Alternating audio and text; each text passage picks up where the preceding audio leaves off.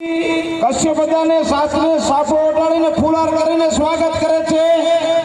તેમજ ભણુપા મોતીભી, રાજુપા મોતીભી, બાપા મોતીભી, ભગુપા મોતીભી, કનુપા જીવુપા, પુચરાજી જોરુપા, લગદીસિંહ ગુરુપા, અર્જુનસિંહ સુકુપા, સિદ્ધરાજસિંહ જામપા અને બિપિનભાઈ સાવલવાળા બધાને સાલોટીને સન્માન કરે છે। બોલ દ્વારકાધીશની જય।